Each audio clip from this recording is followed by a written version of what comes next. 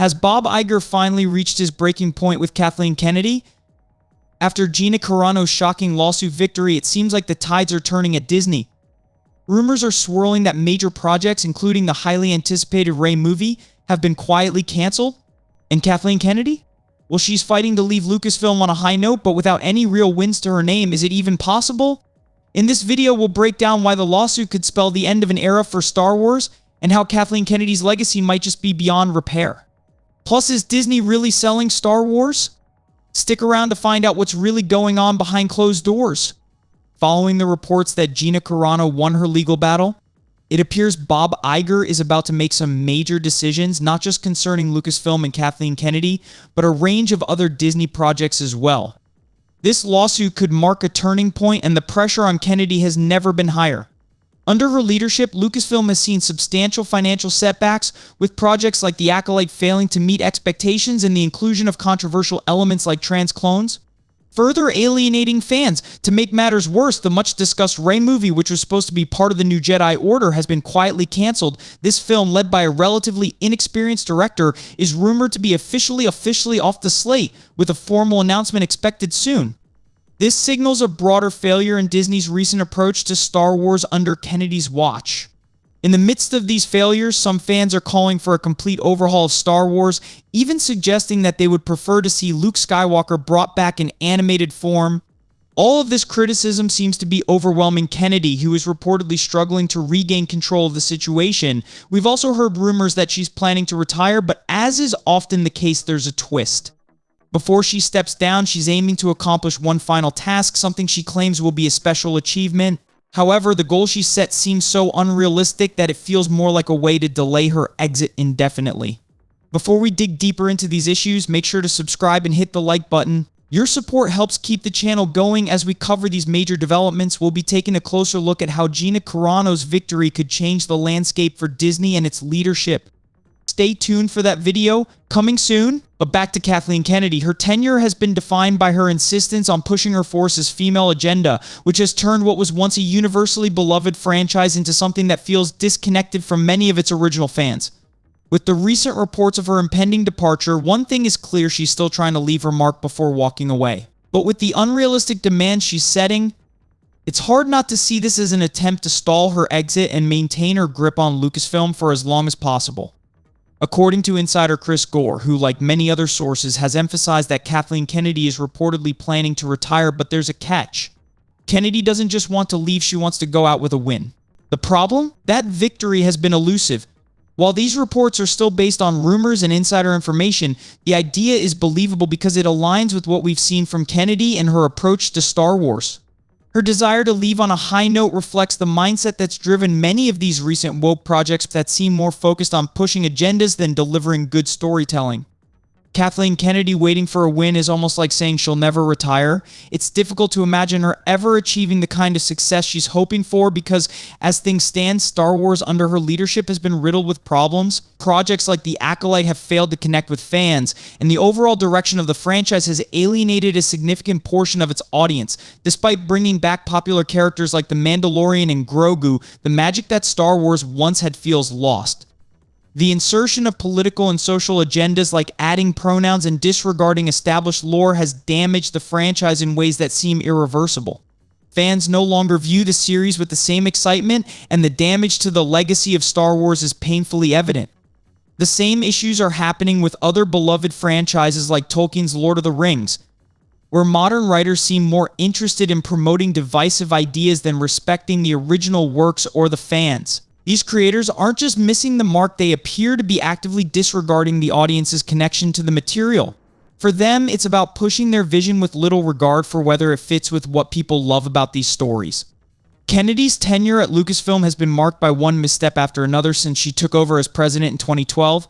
Despite overseeing a $4 billion franchise, she's managed it so poorly that Star Wars has been left floundering, yet she has faced no significant consequences.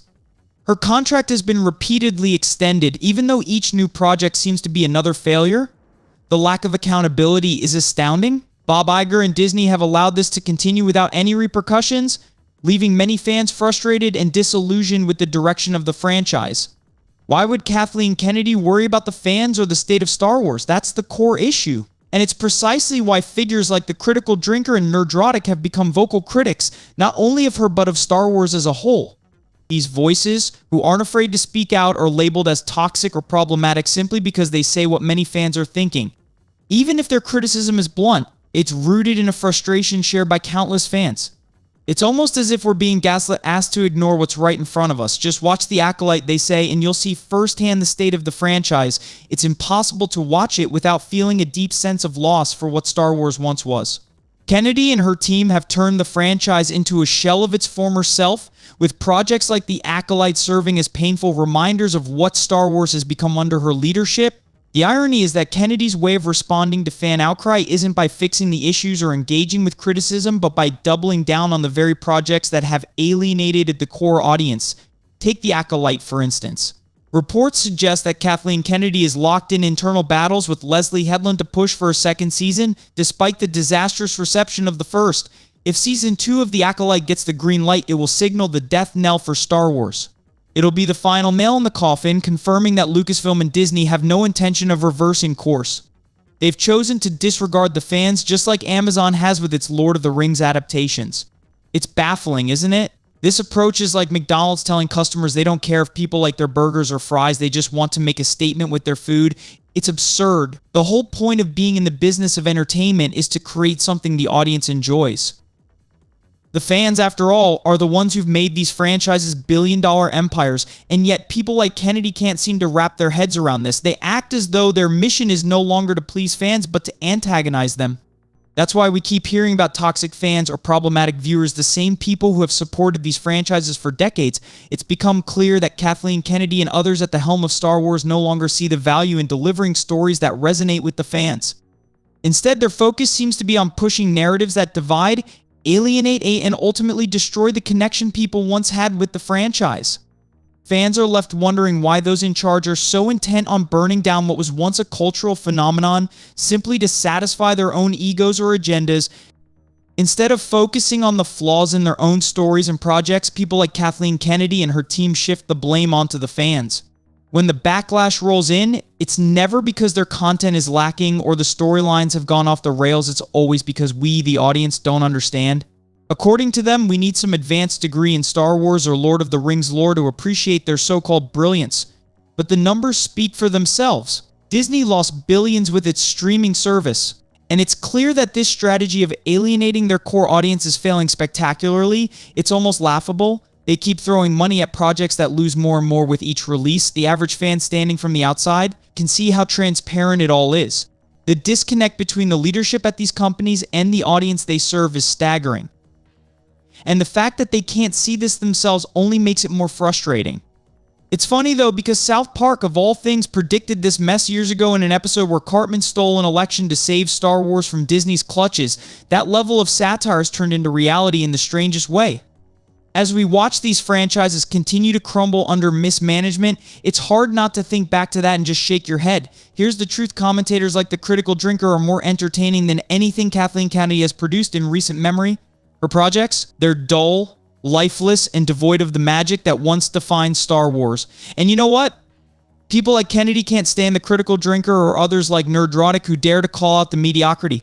That's because these voices represent something that Kennedy and her team have forgotten what it means to create something that resonates with fans.